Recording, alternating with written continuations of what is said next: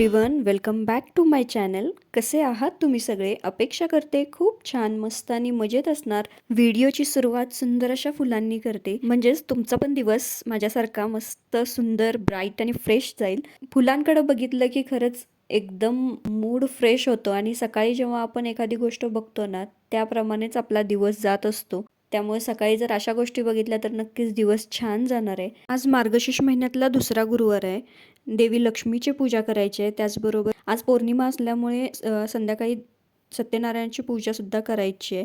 या सगळ्या पूजांनी घरात सुंदर शांत वातावरण तयार होते. चला तर मग सुरुवात करूया दिवसभराच्या छान अशा मंगलमय व्लॉगला. सकाळची सुरुवात घर स्वच्छ करून केली, त्यामुळे सकारात्मक ऊर्जा जाणवत होती घरामध्ये. एकदम फ्रेश वातावरण झालं होतं. आणि त्यानंतर पूजेसाठी जी काही लागणारी भांडी होती, ज्या काही वस्तू होत्या त्या सगळ्या घासून पुसून स्वच्छ करून घेतल्या. त्याचबरोबर पूजेसाठी लागणारी फुलं असतील, फळं असतील किंवा डहाळे असतील, हे पण सगळे काढून स्वच्छ धुवून घेतले. म्हणजे फुलं नाही धुतली, डहाळे आणि फळं धुवून घेतली. हे सगळं सामान तयार असेल तर पूजा मांडायला अजिबात वेळ लागत नाही. दोन्ही पूजा सकाळीच मांडून घ्यायच्या होत्या.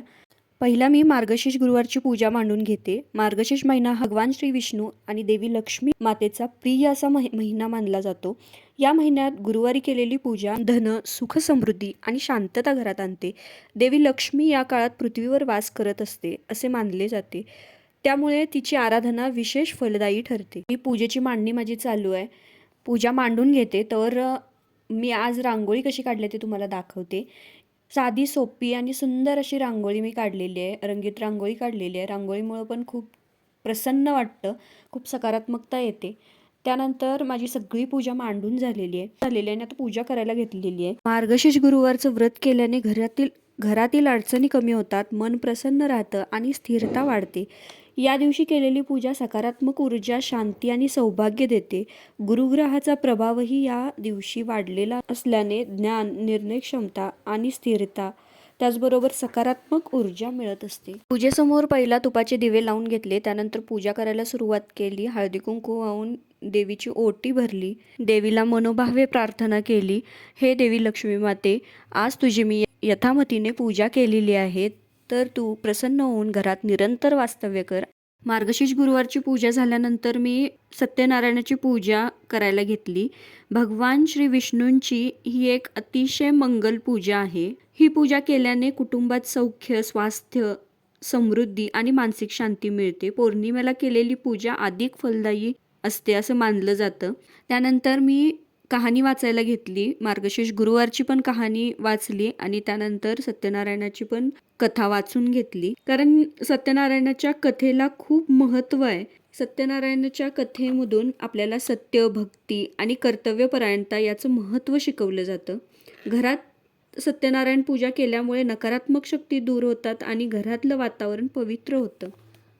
त्याचबरोबर आज दत्त जयंतीसुद्धा होती, त्यामुळं त्याचंही वाचन थोडंसं करून घेतलं. त्यानंतर आरती करून घेतली. पूजा झाल्यावर बघा किती प्रसन्न आणि एकदम छान असं वातावरण तयार होतंय. खूप प्रसन्न वाटतंय, मन एकदम शांत होतंय. मनातले वाईट विचार, नकारात्मक विचार जे काय असतील ते सगळे दूर होऊन एकदम सकारात्मक असे विचार आपले तयार होतात. ही पूजा साध्या पद्धतीनेच करत असते, जशी पहिल्यापासून आमच्या घरी पूजा करतात तशीच करते. आता ते साडी असेल किंवा मुखवटा असेल त्या पद्धतीनं पूजा करत असतात, पण मला अशीच पूजा आवडते, त्यामुळे मी याच पद्धतीनं करत असते. त्यानंतर आम्हाला जायचं होतं बाहेर. आम्ही बाहेर जाऊन आलो, जेवणं वगैरे झाली आणि त्यानंतर प्रांजलनं इथं हे सरबत बनवायचं काम प्रांजलचं असतं. थँक्यू.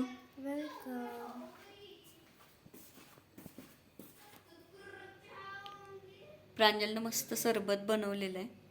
सरबत आता घेतो. जेवण झाली. तर आजचा हा छोटासा व्हिडिओ तुम्हाला कसा वाटला, माझी पूजा कशी वाटली, आजचा व्हिडिओ तुम्हाला कसा वाटला नक्की कमेंटमध्ये सांगा. व्हिडिओ आवडला असेल तर व्हिडिओला एक लाईक नक्की करा. चॅनलवर नवीन असाल तर चॅनल सबस्क्राईब करा. पुन्हा भेटू अशाच एका छानशा व्हिडिओसोबत. तोपर्यंत खुश रहा, आनंदी रहा आणि स्वतःची काळजी घ्या. धन्यवाद.